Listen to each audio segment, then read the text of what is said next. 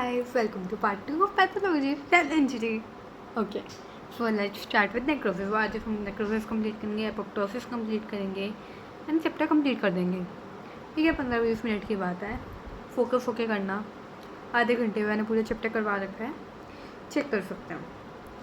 And अगर कहोगे तो अलग से मैं वीडियो में भेज दूँगी तुम्हें कोई एपोप्टोसिस या वगैरह की, तो अलग से भी देख सकते हो. ठीक है, तो अब हम चालू करते हैं, जल्दी से ख़त्म करेंगे. ठीक है, फैट नेक्रोसिस क्या होता है? जब वो मेनली फैट का मतलब क्या है? फैट का नेक्रोस कहाँ पे होगा? जहाँ पे फैट प्रेजेंट होगी, जैसे कि ब्रेस्ट, ओमेंटम, बटक, इनके अंदर फैट बहुत ज़्यादा प्रेजेंट होता है. But due to the stress adipocytes death हो जाता है. एडिपोसाइट किसके अंदर स्टोर होता है? एडिपोसाइट्स में होता है ना. तो एडिपोसाइट्स की डेथ हो जाती है, जिसके कारण जो होता है फैटी एसिड जो होता है एडिपोसाइट्स के अंदर, वो कैल्शियम के साथ बाइंड कर जाता है. और क्या होता है? चौकी वाइट अपीयरेंस. हमें पता है, हमने केमिस्ट्री में पढ़ा था कि जो कैल्शियम होता है वो चौकी वाइट अपीयरेंस देता है. तो fatty acid plus calcium saponification का रिएक्शन होगा, चौकी वाइट अपीयरेंस होगी. पेरीपेंक्रियाटिक फैट के अंदर देखा जाता है. और वो था बैंगर डिजीज़. ये एक टाइप की डिजीज़ है जो नेक्रोसिस से रिलेटेड है, जो हमारी ब्लड सप्लाई कट हो जाती है. अब लास्ट एंड फाइनल हम कंप्लीट करते हैं इसको फिब्रिनॉइड नेक्रोसिस के बाद. फिब्रिनॉइड से याद है फिब्रिन, जो हमने हिस्ट्री में पढ़ा था. तो फिब्रिनॉइड नेक्रोसिस मतलब पिंक कलर डिपॉजिट. और जो नेक्रोसिस है, पिंक कलर कौन सी होती है हमारी? लाइक पिंक से रेड याद है, रेड से हमारे याद आ रहा है ब्लड वेसल वेस्कुलाइटिस, है ना, वही. तो फिर फिब्रिनॉइड मतलब फिब्रिन्स के कारण, तो फिब्रिन हमें ब्लड वेसल में याद है, तो ध्यान रखना उससे वेस्कुलाइटिस ब्लड वेसल. तो वेस्कुलाइटिस के अंदर देखा जाता है polyarthritis nodosa, PAN, vessel necrosis के कारण होता है, वो इसका एग्जाम्पल है. तो हमारे पास हो गया pan and rheumatic heart disease. Blood vessel किसमें सबसे ज़्यादा होता है? हार्ट में. तो ऐसे ध्यान रखोगे, हार्ट की कोई डिजीज़ है वो है rheumatic heart disease and polyarthritis nodosa. ठीक है.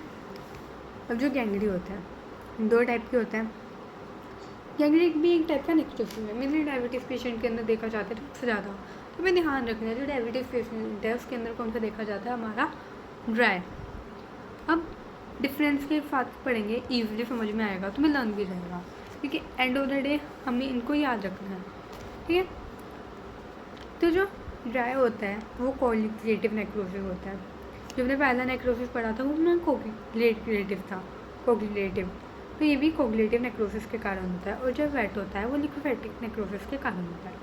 अब जो ड्राई लग रहा है ड्राई है तो हमारे लिम्स तक ही है. ठीक है. वेयर इज वेट क्या होता है? मेरी GI पूरी वेट होती है, उसके अंदर खाना आ रहा है, पानी आ रहा है, सब कुछ है ना. तो GIT के अंदर वेट गैंग्री होता है. अब किसके कारण होता है? जो हमारा कोगुलेटिव होता है वो तो एट्रियल ऑक्लूशन के कारण. और जो हमारा वेट होता है वो हमारा होता है वीनस ऑक्लूशन के कारण.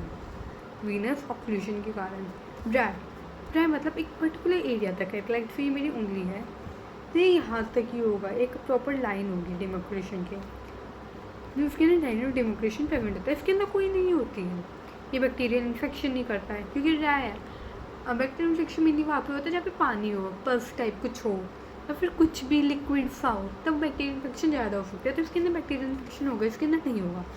तो पहला ड्राई कोगुलेटिव होता है, वो लिक्विफेक्टिव होता है. नेक्स्ट ये ड्राई है तो हमारे लिम्स तक ही रहेगा, ये GIT वेट है. अब इसके अंदर लाइन ऑफ डेमोक्रेशन प्रेजेंट होती है, इसके अंदर नहीं होती है. इसके अंदर बैक्टीरियल इन्फेक्शन नहीं हो सकता, इसके अंदर बैक्टीरियल इन्फेक्शन हो सकता है. अब वैन की जनरेशन करें, हाइलिन नेक्रोसिस कहते हैं इसे. हाइलिन वैन की कुछ याद आ रहा है हाइलिन से? Skeletal muscles. स्केलेटल मसल में सबसे ज़्यादा हमने कौन सी पढ़ी थी जो इंपॉर्टेंट थी? Rectus abdominis. हमेशा क्वेश्चन आता था उसके रिलेशनशिप एंड ऑल. लाइक मेरी यूनिवर्सिटी में आया है, फाइनल्स में भी आया है, इवन हर पेपर में था रेक्टस एब्डोमिनस का क्वेश्चन. तो स्केलेटल मसल से ध्यान रखना, रेक्टस एब्डोमिनस उसके अंदर सबसे ज़्यादा देखा जाता है सेंट्री डिजनरेशन और हाइलिन नेक्रोसिस.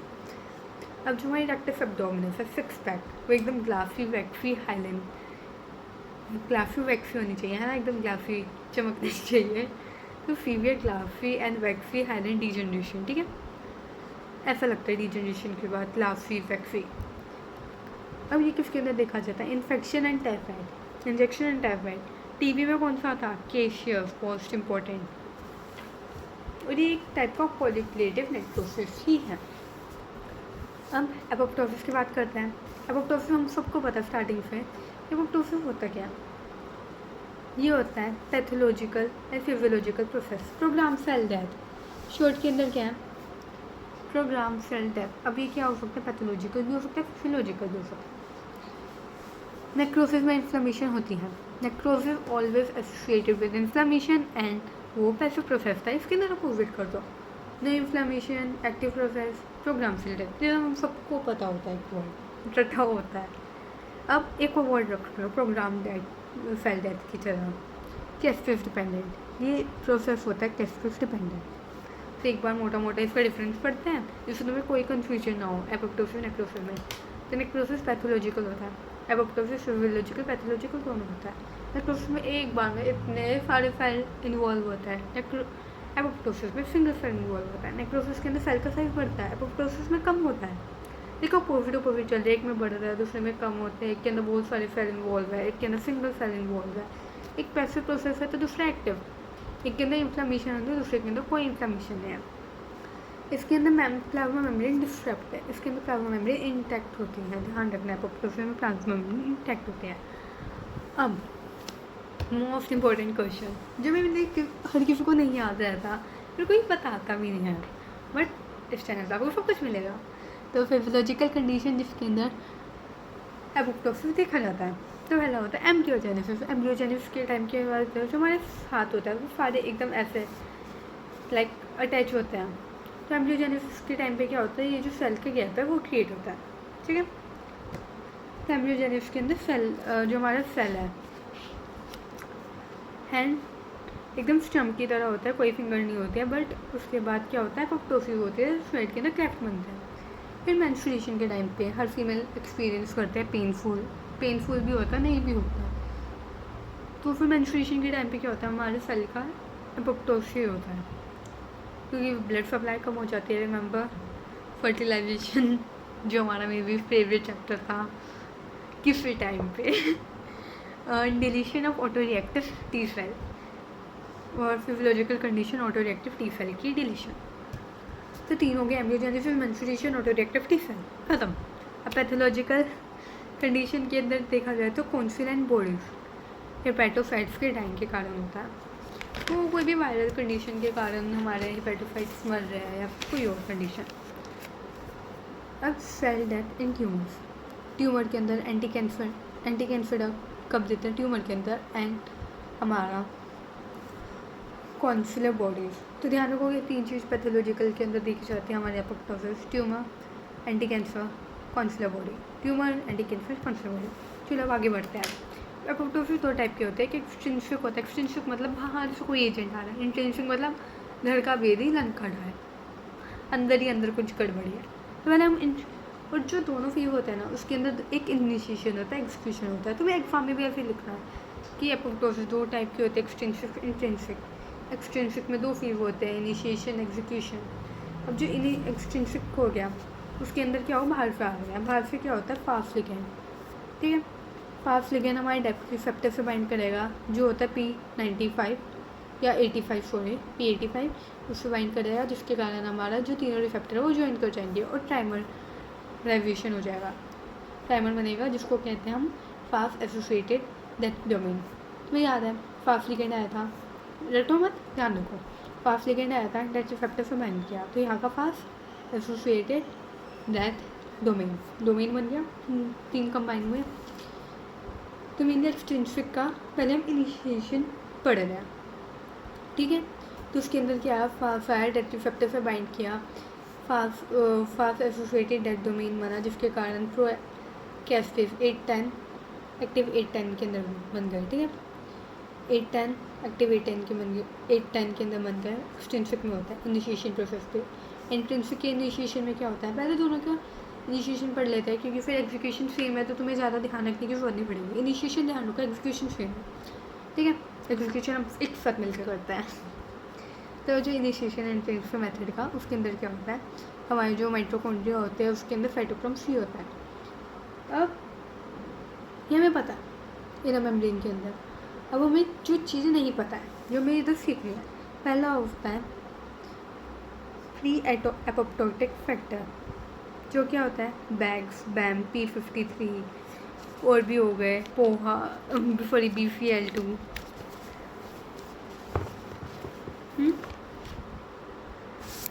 BCl2 हो गया और P53 हो गया, ये सारे हमारे हो गए प्री एपोप्टोटिक फैक्टर। एंड हमें एंटी एपोप्टोटिक फैक्टर का भी ध्यान रखना है, जो हमारे होते हैं BCl2, MCl1, ICl1, ठीक है। तो BCl2, MCl1, BCl, तो एंटी एपोप्टोटिक फैक्टर आके और प्री एपोप्टोटिक फैक्टर, इनको ऐसे भी ध्यान रख सकते हैं। जो हमारे एंटी एपोप्टोटिक फैक्टर है इन सब के अंदर BCl2, MCl1, BCl, XL होता है, मतलब CL होता है, ठीक है। और जो एक्टिव प्री एपोप्टोटिक फैक्टर होता है उनके अंदर बैग, P53 ऐसे होता है। और जो स्ट्रेस सेंसर होता है विम बार का एडिक्ट सुना है, तो उससे भी ध्यान रखो, बिम, बैड, नोक्सा, पोहा, तो मेनली हो गए हमारे, ठीक है। अब इसके अंदर क्या होता है, यहाँ पे देखो, जो हमारे स्ट्रेस सेंसर होता है वो नॉर्मली प्रेजेंट होता है, सेल को प्रोटेक्ट करता है। वो गेट है एक, फिर तुम समझो गेट बंद है, किसने करा BCl2 में, जो हमारे स्ट्रेस सेंसर होता है, स्ट्रेस आया, हट गया, BCl2 धोखा दे गया सेल को, गेट खुल गया। अब क्लास का लेक्चर थिएटर और गेट खुलता है तो क्या करते हैं, वो पहले भागते हैं, साइटोक्रोम C भी भाग गया, वो एंटी एपोप्टोटिक फैक्टर 1 से बन किया टू फॉर्म एपोप्टोफॉर्म ने प्रोकैस्पेस 9 को कैस्पेस 9 के अंदर चेंज किया। तो फॉर्म ने क्या किया, प्रोकैस्पेस 9 को कैस्पेस 9 के अंदर चेंज कर दिया। रिमेंबर द मोमेंट कैस्पेस 9 चेंज हुआ, तो अब हमें शॉर्ट के अंदर डिवाइस करते हैं जल्दी। तो क्या हुआ, कैस्पेस 8 और 10 एक्टिवेट को एक्सटेंसिक के अंदर, 9 हुआ इंटेंसिक के अंदर। अब दोनों कंबाइन हुए टू फॉर्म, अब एग्जीक्यूशन प्रोसेस करेंगे जिसके अंदर 8, 10 और 9 ने क्या किया, 3, 6, 7, 8, 10, 9, 3, 6, 7 ऐसे नहीं कर सकते हो, एकदम उसकी तरह याद हो। स्टोरी या गाने में गाते हैं ना अरिजीत सिंह या जो भी तुम्हें पसंद है, दिलजीत दोसांझ या जो भी है, उस तरह से याद करो। 8, 10, 9, 3, 6, 7 को एक्टिवेट करेगा। ये एक्टिवेट करेगा phospholipase, proteases, endonuclease. Remember first video के अंदर मैंने बताया था इरिवर्सिबल सेल इंजरी के अंदर क्या क्या एक्टिवेट होता है, न्यूक्लियस, प्रोटीज, फॉस्फोलाइपेज, वो एक्टिवेट होगा। तो ये हमारा मोटा प्रोसेस हो गया जिसके अंदर एपोप्टोसिस होता है, ठीक है। अब मॉर्फोलॉजिकल चेंजेस देखेंगे तो पहले तो सेल श्रिंक करेगा, नेक्रोसिस के अंदर हमेशा सेल स्वेल होता है, मोटा हो जाता है, बट इसके अंदर श्रिंक कर जाएगा। फिर एपोप्टोटिक बॉडी बन जाएगी जिसको फैगोसाइट्स आके खा जाएंगे। तो अब हम एक क्वेश्चन है, कैस्पेस क्या होता है मेनली। कैस्पेस एक प्रोटीन है, सिस्टीन रेजिड्यू का बना होता है, और वो क्या करता है, ब्रेक करता है एट एवरी एस्पार्टेट रेजिड्यू पे ब्रेक करता है। अब DNA जेल इलेक्ट्रोफोरेसिस के अंदर हम कैसे आइडेंटिफाई करेंगे भाई, ठीक है। अब एपोप्टोसिस नेक्रोसिस समझ में आ गया, इतना अच्छा जो मैंने समझाया था आ नहीं था नहीं आता तो मैं सबको कूटती मैं बात कर रही हूँ जस्ट 1 मोर। तो जो नेक्रोसिस है उसके अंदर स्मेयर बनता है जब DNA जेल इलेक्ट्रोफोरेसिस के अंदर देखता है। एपोप्टोसिस के अंदर स्टेप लैडर की फॉर्मेशन होती है, स्टेप लैडर की फॉर्मेशन। अब एपोप्टोसिस नेक्रोसिस को हमें माइक्रोस्कोप में देखना है, तो कौन सा स्ट्रेन यूज़ करेंगे, टर्नल स्ट्रेन। चलो अब मैं एक छोटी सी ट्रिक बताती हूँ याद रखने के लिए। स्टेप लैडर किसके अंदर होता है, टर्नल के अंदर होता है, ठीक है। तो उसके अंदर क्या होता है, ध्यान रखना है, स्टेप लैडर किस में देखना होता है, एपोप्टोसिस के अंदर, और स्टेप लैडर किस में होता है, टर्नल के अंदर। तो एपोप्टोसिस के अंदर पॉजिटिव आएगा टर्नल स्ट्रेन, ठीक है, नेक्रोसिस के अंदर नेगेटिव। हाँ, next begin to other type of cell death. मेरे पास वो टाइप की बहुत सारी सेल डेथ होती है जिसके नाम हम जो होती है नेक्रोप्टोसिस। नेक्रोप्टोसिस से याद आया, अभी हमने एक कुछ अभी पढ़ा है एपोप्टोसिस, टोसिस। तो ये PTOSIS ये हमारा एपोप्टोसिस से ही आया है। ये प्रोग्राम नेक्रोसिस होती है, ये प्रोग्राम सेल डेथ, ये प्रोग्राम नेक्रोसिस है अलग टाइप का। बंदे के अंदर नेक्रोसिस एपोप्टोसिस दोनों है। अब ये कैस्पेस इंडिपेंडेंट सेल डेथ होती है, कैस्पेस नहीं होता है इसके अंदर, ये एक्टिव प्रोसेस है। ये फिजियोलॉजिकल पैथोलॉजिकल दोनों हो सकता है। तो वही होता है फिजियोलॉजिकल पैथोलॉजिकल दोनों। एपोप्टोसिस की तरह एक्टिव प्रोसेस है किसपिस। बस ध्यान रखना है एपोप्टोसिस क्यों नहीं है, उसको एपोप्टोसिस क्यों नहीं किया, क्योंकि एस्पिस नहीं होता भाई, एस्पिस नहीं होता इसलिए एपोप्टोसिस है। अब ऐसे हमने उधर फिजियोलॉजिकल कोर्सेज पढ़े थे, इधर भी हम फिजियोलॉजिकल एंड पैथोलॉजिकल दोनों पढ़ेंगे। और तुम्हें याद होना चाहिए फिजियोलॉजिकल तो एक ही है और पैथोलॉजिकल के अंदर कोई भी दो तुम याद कर लो, ठीक है। जो फिजियोलॉजिकल है उसके अंदर पहला है ड्यूरिंग ग्रोथ प्लेट फॉर्मेशन के अंदर हमारा नेक्रोप्टोसिस दिखा जाता है, which is necrosis plus apoptosis. Very good. Pathological कब देखा जाता है, pancreatitis, fatty liver, chylomicron, Parkinson. Parkinson तो हमें याद होगा, हमने न्यूरो के अंदर कितना पढ़ा था, और फैटी लीवर तो ये तो ध्यान रखना, next Parkinson, fatty liver, pancreatitis बहुत इंपॉर्टेंट है यार। अब पाथवे देखा जाए, सब कुछ पढ़ लिए, फिजियोलॉजिकल पैथोलॉजिकल सब कुछ होता है, पर पाथवे क्या है इसका, वो तो होता है नहीं। Let's know about the pathway, ठीक है। तो हमारा TNF है, वो रिसेप्टर के साथ बाइंड करेगा। TNF क्या होता है, ट्यूमर नेक्रोसिस फैक्टर। रिसेप्टर के साथ बाइंड किया, काइनेस एक्टिवेट किया, कौन सा, RP काइनेस। रिसेप्टर का R लेना ना और P एज्यूम कर लेना, RP काइनेस। ये दो टाइप के होता है, फर्स्ट एंड सेकेंड। इसके अंदर ज़्यादा डिटेल में जाने की जरूरत है नहीं, कोई नहीं पूछता। ट्यूमर नेक्रोसिस फैक्टर रिसेप्टर से बाइंड होता है, R रिसेप्टर से आता है RP काइनेस। काइनेस का काम होता है फॉस्फोराइलेशन करवाना, तो हम ML केयर को फॉस्फोराइज कर देंगे।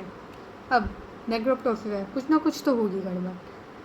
तो नेक्रोसिस का इन्फ्लामेशन एंड एपोप्टोसिस के सेल मेम्ब्रेन डैमेज। तो इन्फ्लामेशन, सेल मेम्ब्रेन डैमेज देखा जाएगा जब MLKL का फॉस्फोराइलेशन होगा। MLKL का फॉस्फोराइलेशन कौन करेगा, RP काइनेसिस। RP काइनेसिस कब करेंगे, तो ट्यूमर नेक्रोसिस फैक्टर रिसेप्टर के साथ बाइंड करेगा। एपोप्टोसिस होता है वो मेनली हमारा रेगुलर एंड कंट्रोल मेथड के अंदर होता है, बट नेक्रोसिस किसी चीज़ का एंड रिजल्ट होता है। तो अब देखो ये पूरा जो हमारा ये पूरा हुआ, TNF रिसेप्टर से बाइंड किया, RP काइनेस, ये पूरा एक वो है कंट्रोल्ड मैनर के अंदर हो रहा है। MLKL आया, फॉस्फोराइलेशन ये कंट्रोल है। और जो लास्ट के अंदर है सेल मेम्ब्रेन इन्फ्लामेशन, वो नेक्रोसिस के पार्ट है, इसलिए हम इसको कहते हैं एपोप्टोसिस प्लस नेक्रोसिस का कॉम्बिनेशन। पायरोप्टोसिस, पायरो का मतलब क्या होता है, फीवर। एपोप्टोसिस का मतलब होता है डेथ, तो प्रोग्राम सेल डेथ। अब ये है हमारी महाभारत पायरोप्टोसिस के। तो हमारे पास होता है एक टोल लाइक रिसेप्टर होता है, ठीक है। टोल लाइक रिसेप्टर होता है, एंटीजन आया टोल लाइक रिसेप्टर से बाइंड करेगा। टोल लाइक रिसेप्टर से बाइंड करते ही प्रोकेस्पेस 1145 एक्टिवेट होंगे। अब ध्यान रखना, इसे दूसरे वाले एपोप्टोसिस से मत करना जो हमने किया था। ये पायरोप्टोसिस वो एपोप्टोसिस है, उसके अंदर क्या हो गया 10, 8 और 9 हुए थे। अब इसके अंदर क्या है, पायरोप्टोसिस में 1145 एक्टिवेट हुए, जिसने किया GSMD, जिसे क्या कहते हैं गैस डर्मिस एक्टिव हुआ। सेल स्वेलिंग हुई, मेम्ब्रेन के अंदर पोर्स बने, इन्फ्लेमेशन हुआ एंड सेल डेथ। तो क्या हुआ, एक बार करें वापस, 1145 एक्टिवेट हुए, गैस डर्मिन ने सेल को पहले स्वेल किया, पहले उसको तड़पाया, मोटा कर दिया, खिला के, फिर उसके मेम्ब्रेन के अंदर पोर्स कर दिया मोटे को, क्या कहना नहीं चाहिए बट याद करने के लिए, ओके। बस कुछ नहीं कर रही हूँ, बस नॉर्मल से मैं याद कराने की कोशिश करी। सेल स्वेल हुआ, फिर उसके अंदर पोर्स कर दिए, तो ये फ्लेम हो गया वापस। ये तो फर्स्ट मेथड हो गया जब बाहर से एंटीजन आया। अब जो जिसके अंदर टोल लाइक रिसेप्टर इन्वॉल्व है, एक ऐसा जिसके अंदर टोल लाइक रिसेप्टर इन्वॉल्व नहीं है, वो होता है ये दूसरा वाला जो नहीं येलो के अंदर है, वो सेकंड पाथवे है। उसके अंदर क्या होता है, जो एंटीजन है वो NLR से बाइंड करेगा, जिसके कारण इन्फ्लेमेटोम बनेगा, जिसने प्रोकेस्पेस 1 को कैस्पेस 1 के अंदर चेंज करेगा, जिसके कारण इंटरलूकिन 1 एक्टिवेट होगा। इंटरलूकिन 1 फीवर करता है, माइक्रोबायोलॉजी के अंदर भी आएगा, फार्मा के अंदर भी आएगा। तो ध्यान रखना है तुम्हें, इंटरलूकिन 1 का मतलब होता है फीवर। तो एंटीजन NLR फिर बाइंड करेगा, इन्फ्लेमेटोम्स बनेगा, प्रोकेस्पेस 1 एक्टिवेट होगा एंड हो जाएगा। Thank you.